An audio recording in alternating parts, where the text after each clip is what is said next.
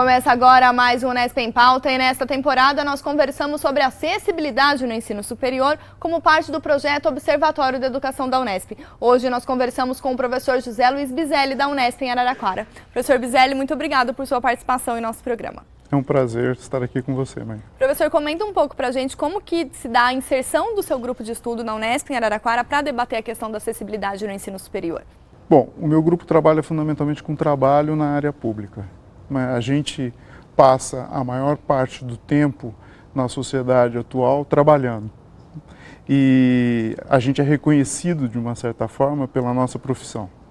Então, a questão que se colocou já há alguns anos, visando essa pesquisa, era imaginar como, na verdade, as pessoas com dificuldade de acesso, de acessibilidade, trabalhavam.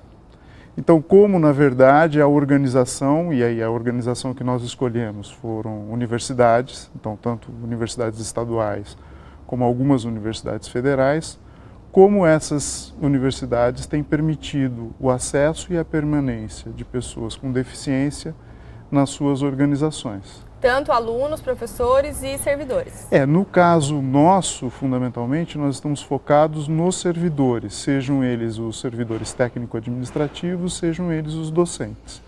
Então nós entrevistamos, na verdade, vários dos docentes e servidores técnico-administrativos, trabalhando fundamentalmente como eles ingressaram, né, se foi, por exemplo, pela lei de cotas, ou que processo seletivo eles passaram e aí quais foram as condições efetivas que lhes foram dadas no trabalho para que eles desenvolvessem os seus trabalhos. E quais são os apontamentos que esses servidores fazem, professor, Olha, com relação primeiro ao ingresso? Então, a primeira questão que nós levantamos foi a dificuldade, na verdade, de dados sobre essas pessoas. Você vê, por exemplo, nós passamos por exames periódicos, né, na universidade e, efetivamente, nós não temos nessas fichas funcionais dados sobre quais são os funcionários que têm alguma deficiência, por exemplo. Então, uma primeira dificuldade para a pesquisa foi o levantamento de dados. A segunda dificuldade foi, a partir desses dados que nós levantamos, que suporte a legislação específica dessas universidades dava ao trabalho desses funcionários. Como é que eles eram vistos, vamos dizer assim, legalmente pela instituição. E depois também a questão fundamental de como é que se criavam as relações de trabalho, quer dizer, como é possível dar condições de equidade para as pessoas que têm dificuldade de acesso no trabalho que elas desenvolvem. Então, vamos dizer assim, algumas dessas universidades estão mais adiantadas em como tratar com seus funcionários, digamos que se adequaram melhor à legislação que hoje fala sobre o assunto, e outras nem tanto, ainda estão buscando formas de identificar e gerar políticas específicas para esse contingente. Por que o senhor acredita que não há um mapeamento, vamos dizer, mais coerente ou mais correto, quantitativamente, em relação a esse número de servidor que tem algum tipo de deficiência e que, de certo modo, mereceria uma atenção na questão de acessibilidade para o seu posto de trabalho? Maíra, eu acho assim, nós somos uma sociedade bastante interessante, vamos dizer, para a análise, né? Claro, eu acho que nas sociedades em geral, a legislação, muitas vezes, ela está à frente daquilo que nós encontramos na prática. Mas no caso da sociedade brasileira, normalmente a legislação está muito à frente daquilo que nós encontramos na realidade. E acho que também nesse caso de acessibilidade isso ocorre. Quer dizer, a legislação ultimamente tem evoluído muito, né? O ano que vem nós estamos com um novo estatuto para as pessoas com deficiência, que está sendo implantado, novos direitos. Enfim, mas isso não destoa um pouco da situação geral da sociedade. Nós também temos direito à educação, ao trabalho, à saúde.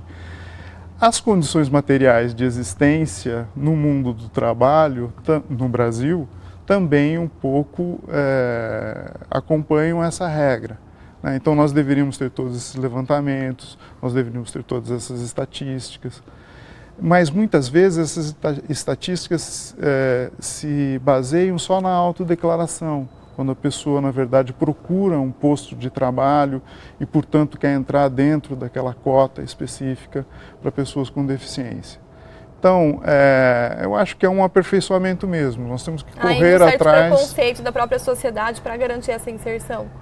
Acho que sim. E para a pessoa também se reconhecer. Para a pessoa se reconhecer, um preconceito que muitas vezes se revela, na verdade, em procedimentos administrativos, né? Então, quer dizer, a administração não é alguma coisa descolada da sociedade, né? Então a gente vê, no mínimo, uma desatenção do gestor público, particularmente o nosso alvo é o gestor público que trabalha na universidade. Onde a gente imaginaria que o cenário deveria ser diferente. Que o cenário poderia ser diferente. Veja, quando nós trabalhamos com docentes, na verdade, nós estamos trabalhando com pessoas que estão, vamos dizer assim, no topo da escala, né, do grau de instrução dentro da sociedade atual.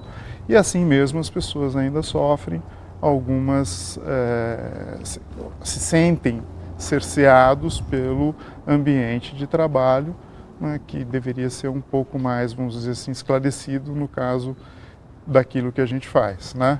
Professor, então, desculpa te interromper, diante desses resultados que vocês já obtiveram, né, que saídas, que alternativas são essas que vocês têm encontrado?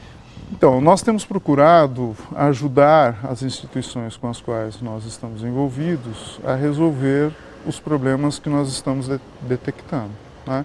É lógico que isso é um processo longo, né? Num momento de crise como o que nós vivemos, isso é pior, porque muitas dessas ações exigem, na verdade, uma parte do orçamento que deveria estar ali para prover, na verdade, aquelas condições para que as pessoas pudessem ter um ambiente mais produtivo. E quando esbarram nas questões do orçamento, muitas vezes elas são proteladas em funções de outras questões. Então, é um momento difícil, mas nós temos tentado parceria, na verdade, com não só buscar informações nessas organizações, mas abrir um diálogo para que a gente possa buscar juntos soluções de políticas que atendam a essa demanda. E esse diálogo ele tem sido cada vez mais promissor. Ele tem sido promissor que mostra e isso. Muitas vezes eu acho assim, os descompassos da parceria, vamos dizer assim, muitas vezes é porque as partes estão desorganizadas, né? Então, muitas vezes a gente se sente um pouco falando no vazio, porque do outro lado não existe uma organização que efetivamente esteja pensando nessas questões. Por todo esse ambiente, na verdade, que hoje nós estamos vivendo.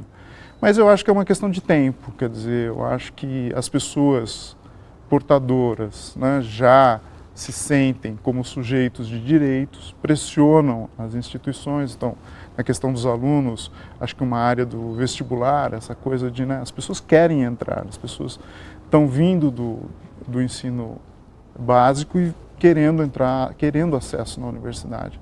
E a partir do momento em que essas pessoas sejam mais numerosas na universidade, no momento em que as cotas também tragam para dentro, né, mais funcionários que necessitem dessas condições, eu acho que esse diálogo será inevitável. Então, muitas vezes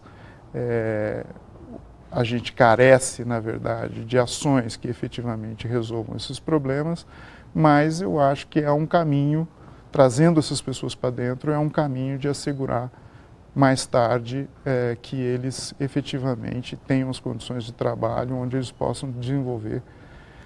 Porque trabalho, na verdade, é qualidade de vida, né? Nós passamos 8 horas, as melhores 8 horas do nosso dia trabalhando, né, nos melhores anos da nossa vida. Então é alguma coisa que mudar o ambiente de trabalho... Que merece essa atenção. Mudar o ambiente de trabalho é incorporar a qualidade de vida naquilo que a gente faz. Que a gente tenha isso, então, dentro das universidades, professor, num futuro muito breve. Espero que sim. Todos nós estamos trabalhando para isso. Muito obrigada por sua participação aqui no nosso programa. programa. Obrigado a vocês por divulgarem aí os trabalhos do BEDU. Muito obrigada. O Unesp em Pauta fica por aqui. Acompanhe o debate sobre acessibilidade no ensino superior também em nosso site. Obrigada pela companhia e até a próxima.